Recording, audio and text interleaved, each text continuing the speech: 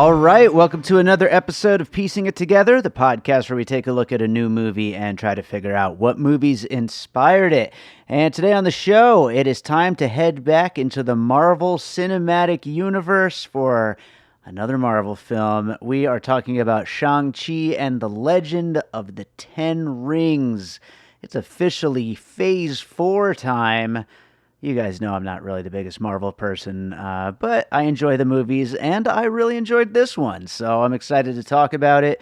Joining me is Brian Skutle from Sonic Cinema, and it's his first time on the show. We had a great time talking about this movie and what Marvel is doing moving forward since that big, gigantic, insane 23-film series that they previously did. We had the little palate cleanser, so to speak, of Black Widow, but now it's time to start moving the story forward, and move it forward they do with this movie. So we're going to get to that conversation here in a second, but I do want to remind you, as always, to make sure you're subscribed to Piecing It Together wherever you listen to podcasts. You can rate and review us on Apple Podcasts or Podchaser or Good Pods, and we'd really appreciate your ratings and reviews.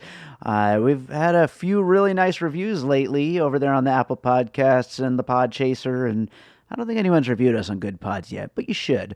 But, you know, we really enjoy it when you give us feedback about what's going on here on the show, what you like about it, what you don't like about it. Specifically, what you like about it is some of the best feedback. We really like that. But I want to hear everything you've got to say about what we're doing here on Piecing It Together. So definitely leave those reviews and, of course, share the show with your friends. Check out our Patreon, the Produced by David Rosen Patreon. Lots of great content over there.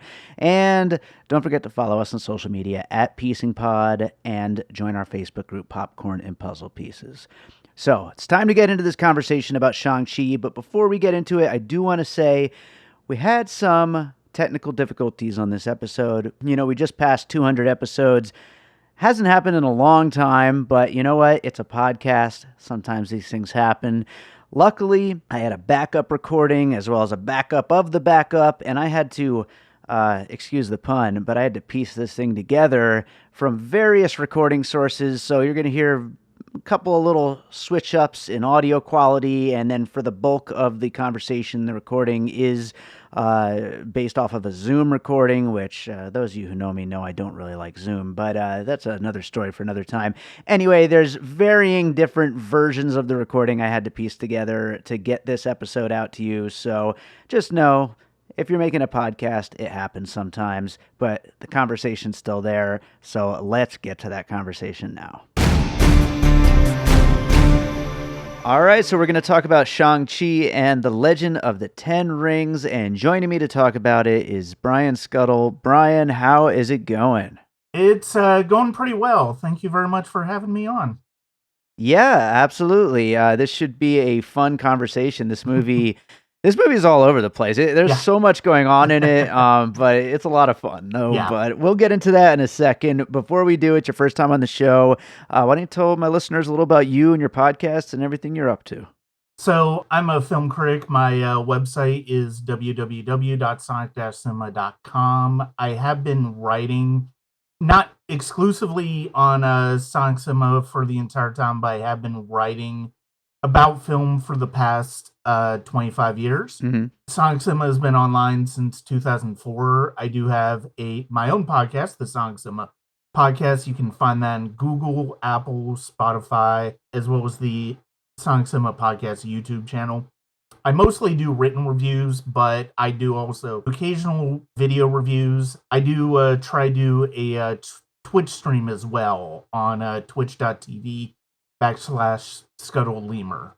So okay, I've got a lot going on. And I've got a lot that I tried to have going on this past year in particular with COVID. I'd been off work for most of the time in terms of being furloughed from my job, but it basically just gave me a chance to really dive into Sonic Cinema and really devote a lot of great time to honing my craft as far as writing about films and talking about films as well.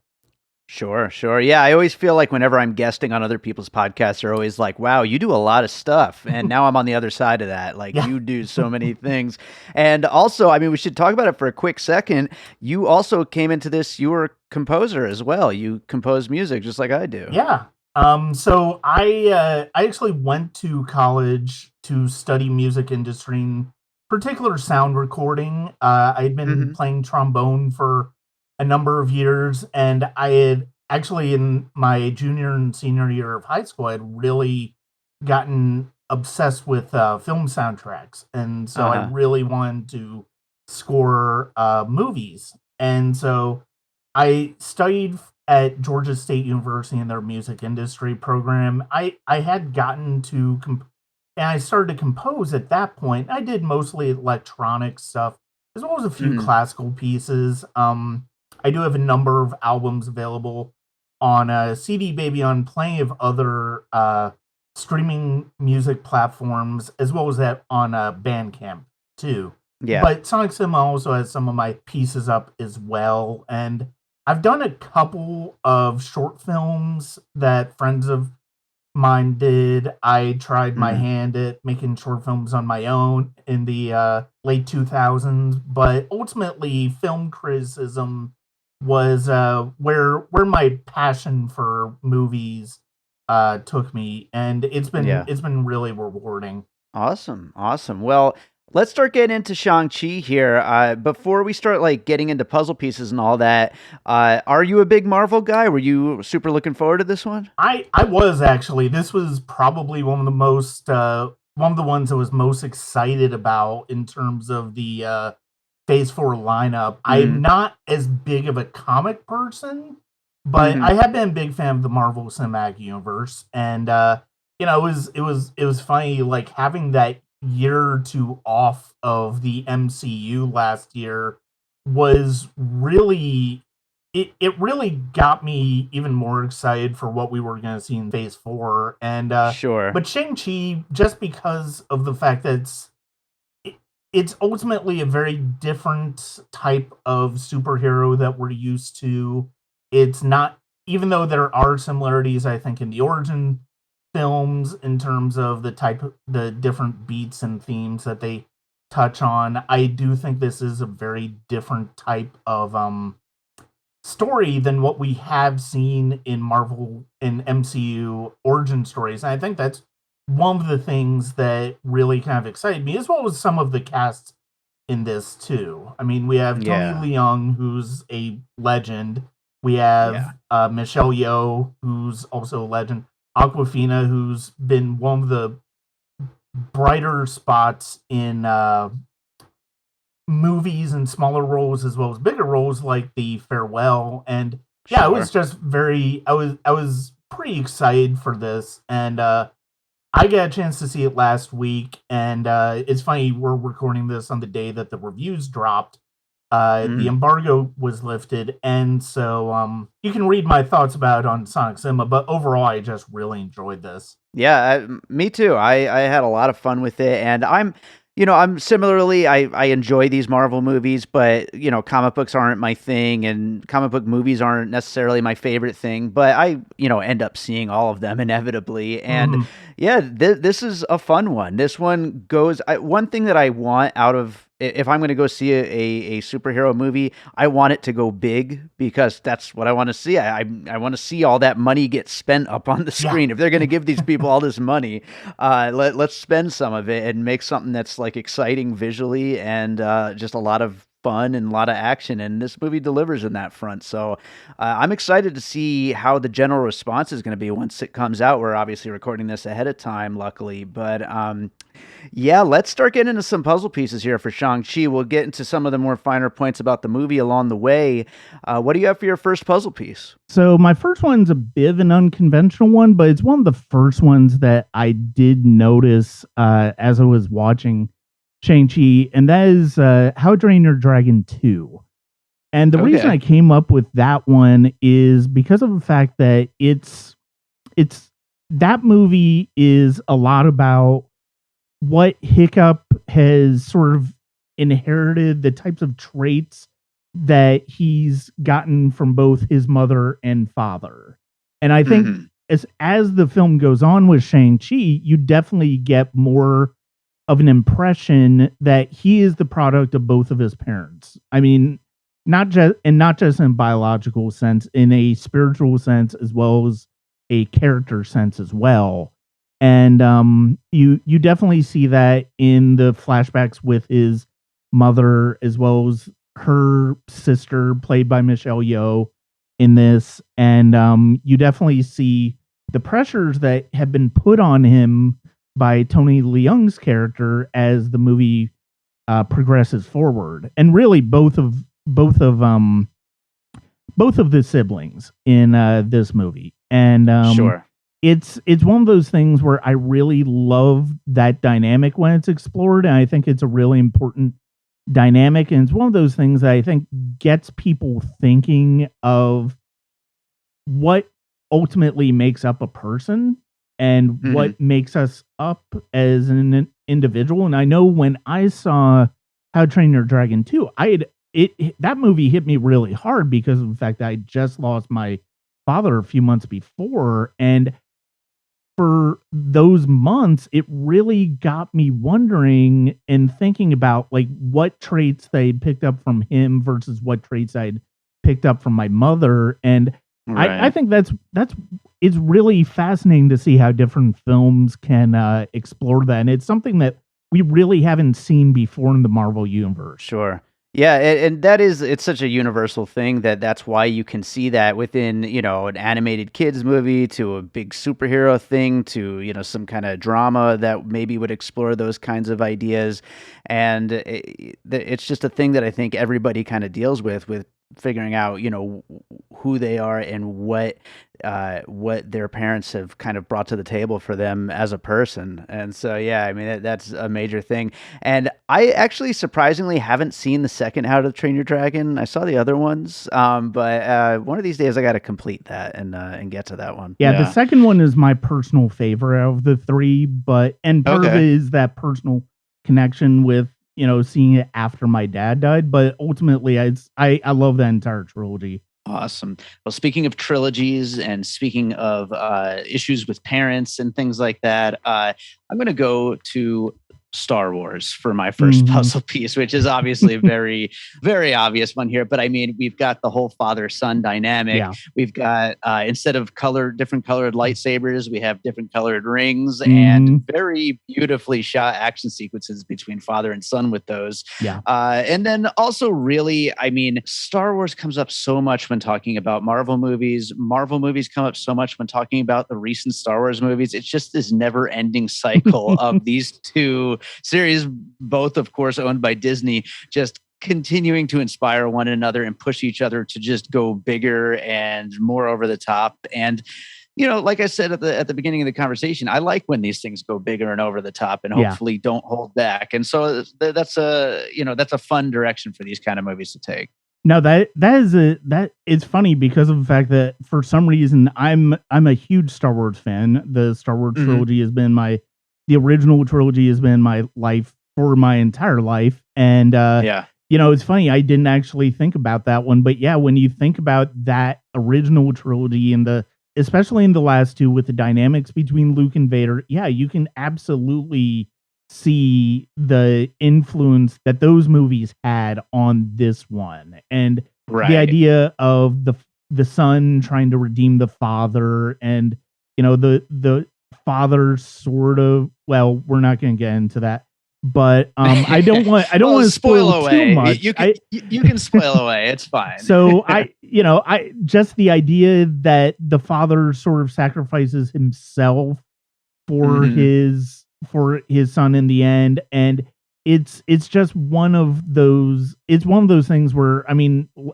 it is a very universal story. I mean, it's as cribbed of a story in blockbuster films for as long as Star Wars has been has been in the lives of moviegoers. And it is an excellent puzzle piece that, it's funny, like I said, for some reason I just never put that together, but yeah, it's a perfect example of that. Yeah, and it was fun when they started getting their own colored rings to fight each other. I mean, that's it's perfect, absolutely perfect.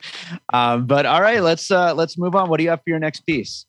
So my second puzzle piece is another one that really came into focus. It's pretty obvious if you've seen some of the trailers, you've seen some of the different set pieces. It's Ang Lee's Crouching Tiger, Hidden Dragon. Sure. And it's you look at that scene where Tony Leung's character and his future wife are fighting, and that is completely Crouching Tiger, Hidden Dragon. The beauty of the choreography, the scope of that fight scene, the fact that it's both intimate as well as has an epic feel to it. And especially when you go back to the village later and you see Michelle Yeoh training the siblings, and you get those same level of choreography. The wire work in this movie is just absolutely wonderful.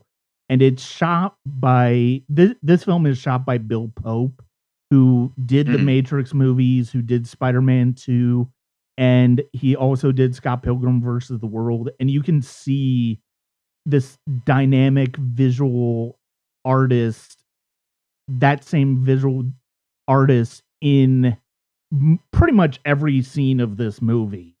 This is truly one of the most beautiful films that Marvel has actually done so far, for the most part. I think there are issues later.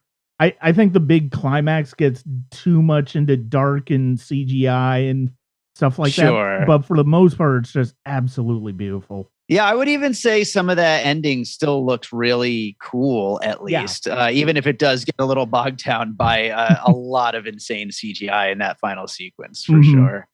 But yeah, that was on my list as well. Crouching Tiger, Hidden Dragon definitely makes sense as a puzzle piece here.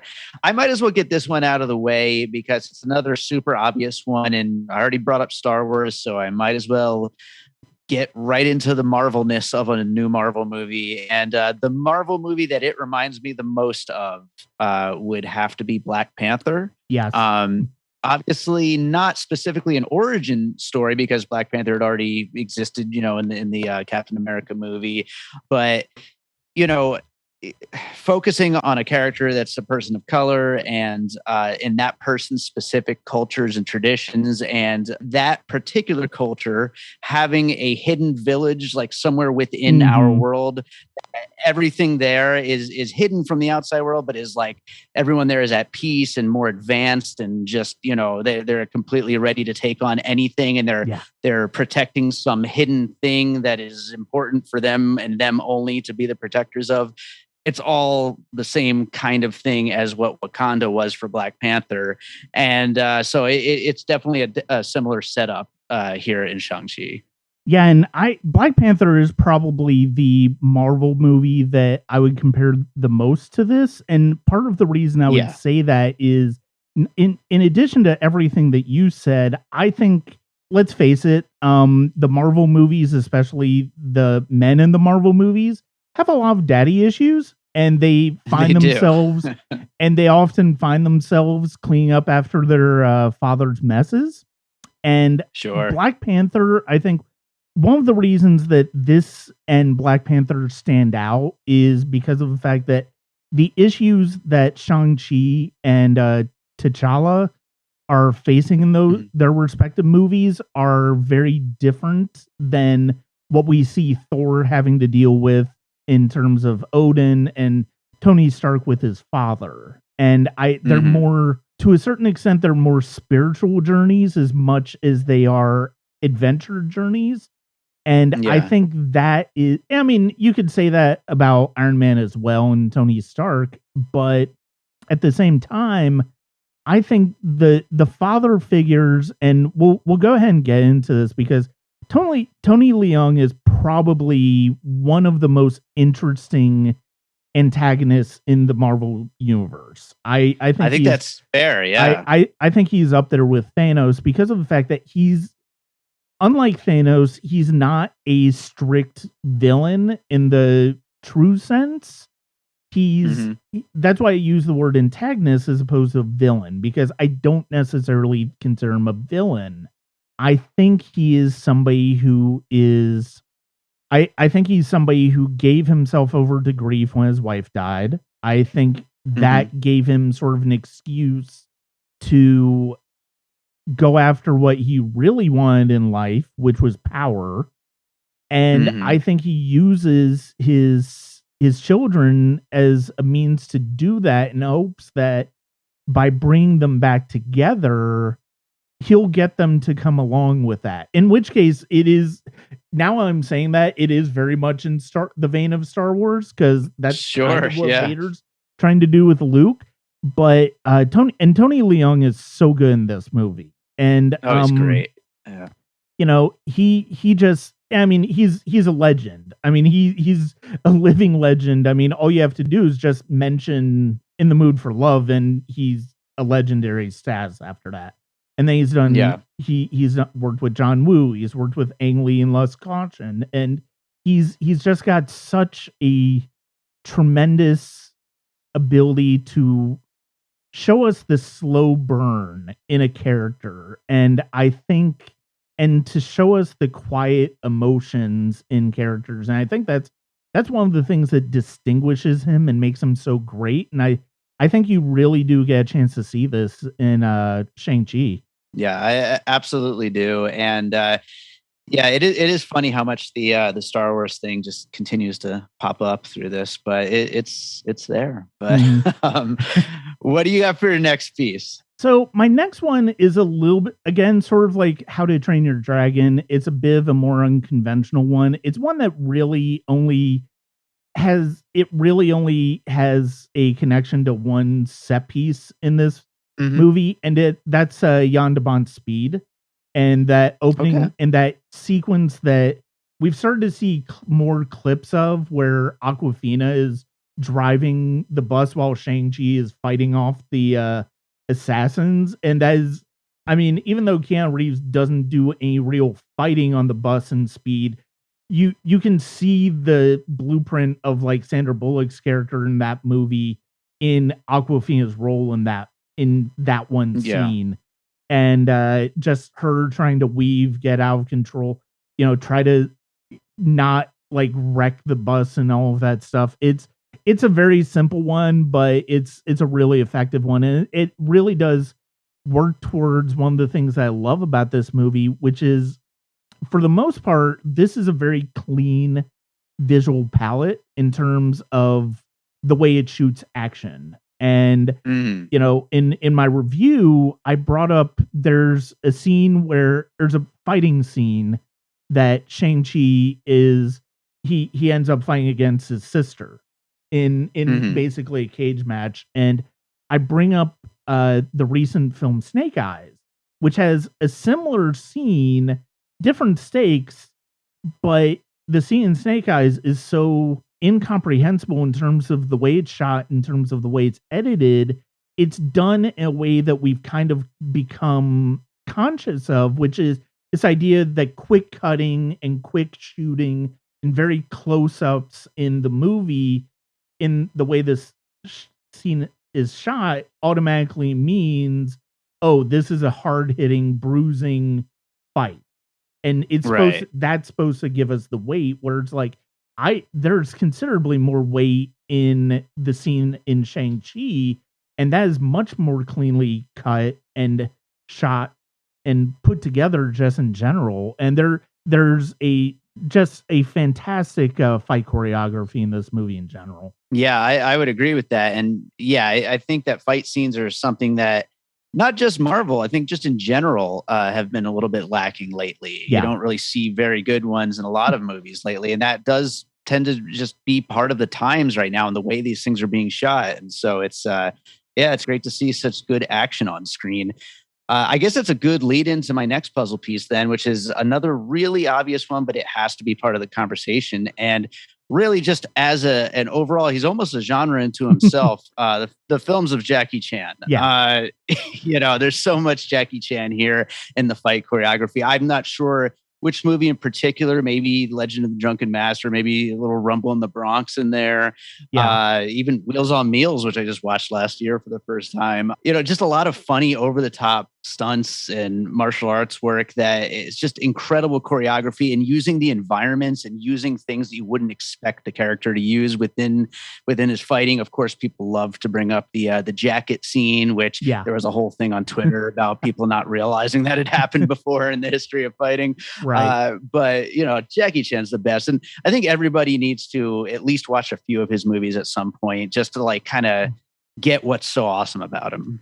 Oh, absolutely. And to start off that, I would go ahead and say it's still on HBO Max. Police Story, the first Police Story, is on HBO Max. Sure. And I mean, the two Police Story movies are in the Criterion collection, so be sure to check those out. Yeah, I mean, Jackie Chan was one of the ones I came up with as well. And you're right. It's an obvious one. And I mean, I wish I could say I was as familiar with his Hong Kong work as I am with his American work. But yeah, like Rumble in the Bronx is definitely one that came to mind. And one of the stunt coordinators on Shang-Chi is Brad Allen. And he worked with Jackie Chan in a lot of his movies. But he passed away recently. And this is one of his last films. He did do stunt coordination for The Kingsman, which is coming out as well. And he just does the fight choreography in this movie is so clean. It's so precise, and the way that everybody pulls it off is just really effective, really well done. Yeah, absolutely. All right, cool. So what do you have for your next piece? So my fourth piece is another one that I think a lot of people will think is kind of obvious, but at the same time, I'm going to go slightly less obvious route with it. And that is, and like Jackie Chan, he's kind of a genre unto himself. He's kind of a body of work unto himself, and that's John Woo, the great Hong Kong filmmaker. I mentioned that Tony Leung had worked with Wu before in Hard Boiled, which is one of the great contemporary action films of all time. But the movies I want to bring up specifically of Wu's that I think more feel of a piece with what we see in Shang-Chi are Red Cliff, which he made in 2009, also starring Tony Leung, and is a massive battle epic that's just absolutely tremendous. There are two different versions of it. There's a 2.5 hour version that American audiences got. There's also a 2-part, roughly 5-hour version that international audiences got. Both are completely well worth it. Although I will say, if you watch the international version, you will not want to watch the United States version. It's just it's such a fantastic spectacle, and just really it feels of a piece with a lot of Wu's work thematically, but it's working on a scale that we really hadn't seen from him before.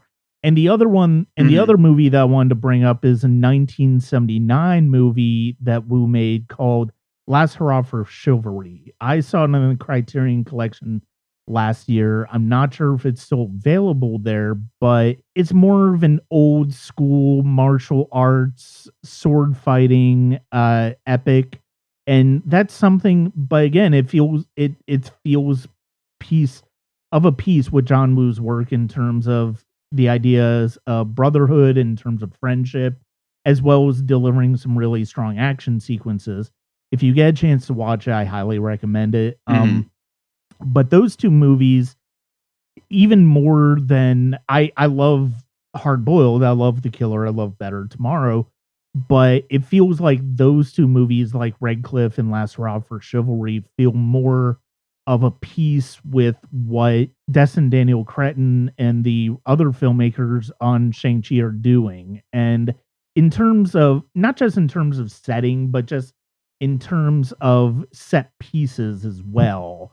They're much more grand in scope than even something as amazing as the hospital finale in Hard Boiled. And Mhm. yeah, that's kind of why I went that particular direction with John Woo. Yeah, and John Woo films, I mean, talk about over the top Yeah. and fun. I mean, it kind of can't get better than that. I actually haven't seen Last Straw for Chivalry, so I'm gonna have to check that out one of these days. I got to put that on the watch list. Yeah.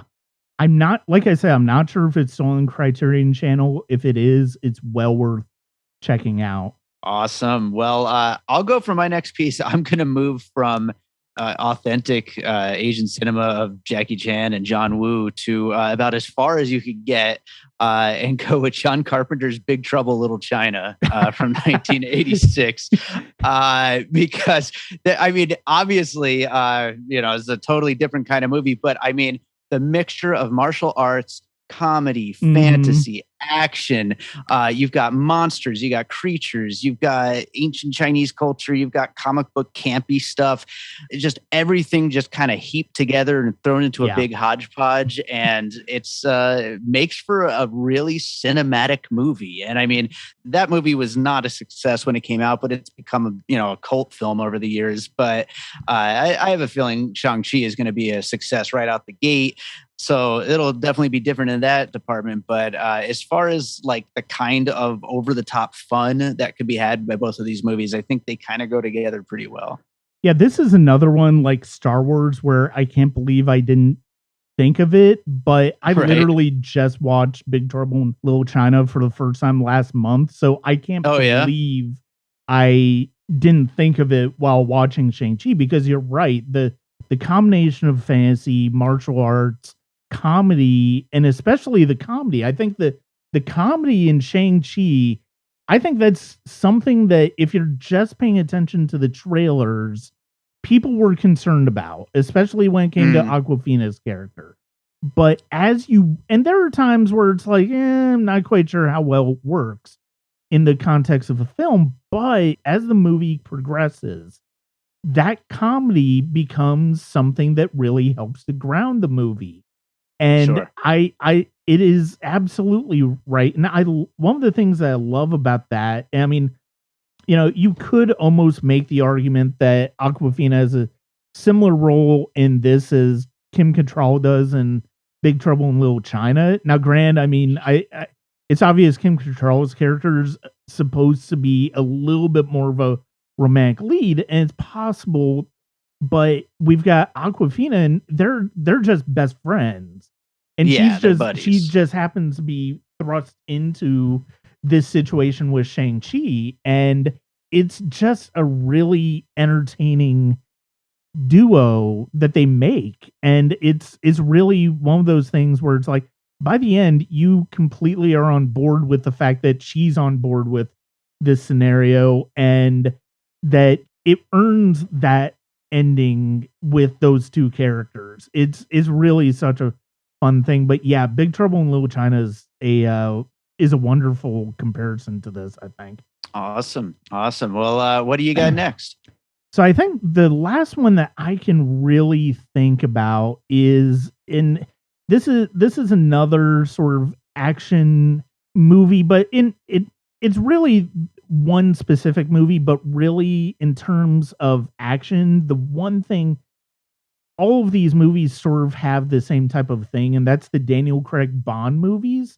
And it's especially that scene after the fight in the club where they're trying to get away, and you see him on the scaffolding, and that set piece really remind me of some of the scenes we've seen in the Daniel Craig Bond movies over the past few films, like Spectre and Casino Royale, especially Skyfall, and just the athleticism that goes into those, the different ways that the rescues happen, the getting away versus staying and fighting. And again, it goes back to not just the choreography by Brad Allen, but the cinematography by Bill Pope. There's some absolutely, especially with the neon in the background, it's such an easy, obvious thing to do in terms of the way of lighting that scene, but it just works so beautifully because you're just watching the shadows work. And it's one of those things that really I couldn't help it especially with that scene in particular, that's one that came to mind. Yeah, it's funny you're bringing up recent Bond movies because just recently the Black Widow movie, we were talking about classic Bond movies, and some of the more like hokey elements of the classic Bond movies. So it's funny where some of the inspiration seem to come from for Marvel movies lately. It's pretty interesting. So I will go for my last piece then, and I do have a few other movies that I had thought about including here, but I just thought it would be fun. Maybe I have video games on the mind from our recent Free Guy episode, but I'm going to combine 3 video games for very specific comparisons as my final piece here. Just 3 quick little things. I don't know if you're familiar how much of a gamer you are, but a pretty obvious video game series, The Legend of Zelda, the whole Lost Forest thing with the hidden pathway through the forest way, which I thought was like a fun little, thing that I haven't really seen in movies before. I mean, it's been in other games, but certainly Legend of Zelda is known for it. Also, the Panzer Dragoon series with people commandeering dragons to fly at each other. So I thought of that. And then last but not least, the Dynasty Warrior series, specifically in the opening scenes with Wenwu, when he and his rings are just absolutely demolishing entire crowds of people like it's nothing. It just totally reminded me of the way that the gameplay takes place in those games where your character just takes out just hundreds of people at a time. And so just a few little references, just kind of throw it in, a little change of pace there. But I thought that'd be a fun puzzle. Yeah, I mean, definitely. I'm not familiar with those other 2, but I mean, I'm a classic OG Legend of Zelda player, so yeah, I mean, I can completely see where that comparison is, and yeah, the hidden fortress and the mystical characters and all of that stuff is really a fun element of this. That I think to a certain extent you almost will. I think to a certain extent you won't even necessarily think about it showing up until it actually shows up. And but yeah, I mean the fact of the matter is it's like, that's kind of what Legend of Zelda was inspired by too. I mean, they were inspired by Quest movies where it's like, now granted, the Quest was very familiar. Oh, you have to save the girl and stuff like that. In this case, it's not quite that simple, but at the same time, it's based on the same basic idea of one single hero who's having to ultimately save the day. And as a really fun comparison. Awesome. Well, I will go ahead and do the finished puzzle, and then we'll get into some closing thoughts here on Shang-Chi. We talked about How to Train Your Dragon 2, the Star Wars movies, Crouching Tiger, Hidden Dragon, Black Panther, Speed, the Jackie Chan films, John Woo films, Big Trouble Little China, the recent Daniel Craig Bond movies, and then a few video games we squeeze in there, Dynasty Warriors, Legend of Zelda, and Panzer Dragoon. Are there any things that we didn't quite get to that you wanted to mention here in the conversation? I do think one of the things that we really... It's going to be interesting to see the reaction. I agree with you on this movie. I hope it's a positive reaction. I think it will be because of the fact that like Marvel really hasn't done a movie that's combined like action and comedy in quite this way. I mean, even the Guardians of the Galaxy movies don't really play with action comedy in the same way that we're working in here. This is more of a traditionally stripped down action comedy movie. And I think that's going to be one of the things that really connects people to it. And also it essentially is, it's also that's part of what makes it as grounded as it is. I mean, even until you get to the very end where it's basically CG characters against CG characters, it's very grounded in a reality. And I love the world building in this movie. And it's funny to think that this type of, it's sort of like with when Guardians of the Galaxy came out, where it's like, you have this whole part of the Marvel universe that you didn't even know existed. And it's like, we've seen a lot of different sections of this universe. And I love that one of the things we're seeing with this, with Loki and the Eternals in November, we're going to be seeing these different areas of the Marvel universe that we really have only scratched the surface on. And I think I think that's one of the benefits of being done with the Infinity Saga, because of the fact that it's like now we can sort of play with a little bit of improvisation in terms of what these stories are building towards, and that's very exciting. Yeah, it's interesting you say that, because I do think that that's like a kind of a weird takeaway that I'm not quite sure what to expect. I guess maybe after Eternals we'll know a little bit better like where things go, but like it's just so crazy how Marvel was able to do the whole 23 film Infinity Saga, and where like it kept feeling like it was building towards something over and over again. And that's never happened before with anything really. And it's hard to imagine it ever happening again, but it's also hard to imagine, at least for me personally, like where this is going, as far as like if they are going to try to do it again, or are we just going to get a bunch of random other stories that happen in this universe? It's an interesting thing, and it's kind of hard to tell from here. I mean, the one thing that we definitely know between Loki, between WandaVision, between what we're going to be getting in a few months with Doctor Strange and the Multiverse of Madness is obviously they're setting up the multiverse. And yeah, I'm excited to see what that's going to do. I'm also curious to see if they're really going to be able to work towards something as clear-eyed, straightforward as what they were able to build towards in the Infinity Saga. It's like I right now I don't necessarily see how that's going to happen, but at the same time, anything is possible. It's like basically, sure. You look at what we've gotten so far this year in terms of Marvel, and it's really Black Widow's side, because that's more of a in a way that's sort of a film out of time with this franchise now, but in a way every other project that we've seen so far is building towards changing the universe fundamentally in a way that we didn't necessarily see coming. And I think that's one of the more exciting things about it. Absolutely. Only other thing I thought I'd mention real quick, just because we didn't touch on him at all, but Ben Kingsley back as the Mandarin, the fake Mandarin, is so funny. He really is so is great in this. Talk about the comedy. It was so funny between him and Awkwafina. Very funny movie. Yeah, it was funny because of the fact that I just saw somebody's tweet online. They were complaining about how one of the things they hate most about the MCU was the way the Mandarin was done in Iron Man 3. And yes, of course that comes up in this movie.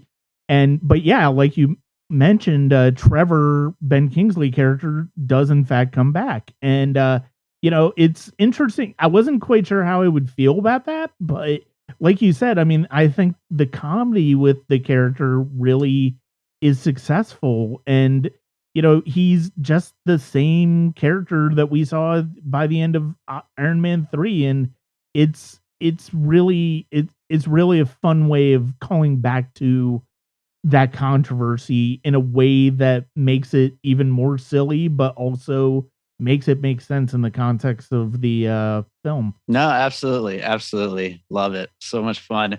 Well, right on. I think that about does it for Shang-Chi. Brian, is there another movie you watched recently that you'd like to recommend to our listeners? So I will say, this is as far removed from, what we're talking about in terms of Shang-Chi, the Marvel universe and stuff like that. But there's a fascinating documentary that I saw recently that I reviewed on the sites called 499, and it's a film that sort of mixes. It's actually funny. It kind of mixes documentary form and ideas with fantasy in exploring the way that violence has been done over the years, as a conquistador from the Spanish conquest walks out of the ocean and he basically looks at the modern day Mexico. And it's just a fascinating exploration of violence and the past and the present. You hear this conquistador's imagined thoughts of like how he sees what has happened to the world now. And it's actually, I'm not going to say it'd be a strict double feature choice. I think it's available in theaters. I'm sure it will be available on VOD if it's not already. It's really a fascinating movie, and I would recommend, if you're interested in that type of movie, sort of documentary with a little bit of fantasy, but also touching on some real ideas, I would recommend that one. Oh, it sounds really interesting. I hadn't heard of it, but yeah, I think I'm gonna have to check that out. Sounds great. But awesome. Brian, why don't you tell people again where they can find you and your podcast? The website is www.sonic-cinema.com. That's basically where you'll find my movie reviews, my movie discussions. I sometimes go deeper into certain filmmakers. I just did one on Alex Proyas, the director of The Crow and Dark City, earlier this month. And you can also find the Sonic Cinema podcast. I just released an episode on 3 of Alfred Hitchcock's films. I've got another one coming up on 2 of Terrence Malick's films. And that's the main place you can find me, as well as the Sonic Cinema podcast is also available on Apple, Google, and Spotify. And you can also find my music on places like CD Baby and Bandcamp. Awesome. Well, that all sounds great. And Brian, thanks again for joining me on this one. And maybe we'll be able to get you back again sometime. Thank you very much. And yeah, I'd love to have you on the Sonic Cinema podcast at some point. Definitely. Anytime. You just let me know.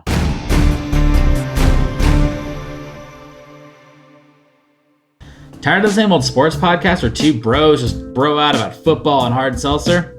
Yeah, me too. That's why I got my 2 bros together and started LA Podfidential, where we talk about the Rams, Chargers, and at gunpoint the Dallas Cowboys. But we don't bro out, and there's not a single can of hard seltzer in sight. Just 3 best friends having a nice casual conversation like you would over beer. Sure, we go into the NFL, but we also talk about memories we had with each other, embarrassing stories, family revelations, and whatnot. Okay, maybe you don't like football. We also talk about the Dodgers, Lakers, Clippers, Bruins, Trojans, and whatever LA sports news might be going on at the moment. Oh, you don't like sports? That's okay. We apply our same casual but analytical attitude towards Marvel, DC, movie trailers, movie casting, award season, and we even do top 5 rankings and recommend good stuff to watch every week. We're LA Podfidential, the chillest podcast about LA sports, part of the LAFB Football Network. Listen now on Spotify, Apple Podcasts, or wherever you get your podcasts. That's LA Podfidential, part of the LAFB Football Network. All right, so I hope you enjoyed that conversation about Shang-Chi. Thanks for bearing with us with the little technical difficulties. We're podcasters. It happens sometimes, you know. We do this show for free. It's, you know, it is what it is. But yeah, thank you to Brian for joining me on that. Make sure to check out his podcast, Sonic Cinema. And yeah, thank you so much for listening to the show, everybody. If you're not already, make sure you're subscribed wherever you listen to podcasts. You can subscribe on Apple Podcasts, on Spotify, on Good Pods, on Pocket Casts, on TuneIn Radio, Stitcher. Do people still use Stitcher? If they do, you could subscribe there. Also, rate and review us wherever it is you listen if they do the rate and review thing. And follow us on social media at PiecingPod. And join our Facebook group, Popcorn and Puzzle Pieces. We got lots of podcasts coming your way, so make sure you're subscribed so that way you'll find out about the new episodes as soon as they come out. So that does it for today's episode. It's always fun doing a Marvel movie. They're always fun. But let's finish this thing with a piece of music like I always do. And this being a superhero movie, I'm going to go with a track called Hero. It's from my album A Different Kind of Dream.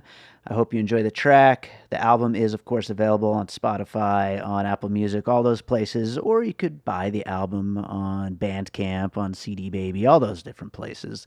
But yeah, the album's called A Different Kind of Dream. The song is Hero. Hope you enjoy it. We'll be back with more Piecing It Together coming out real soon.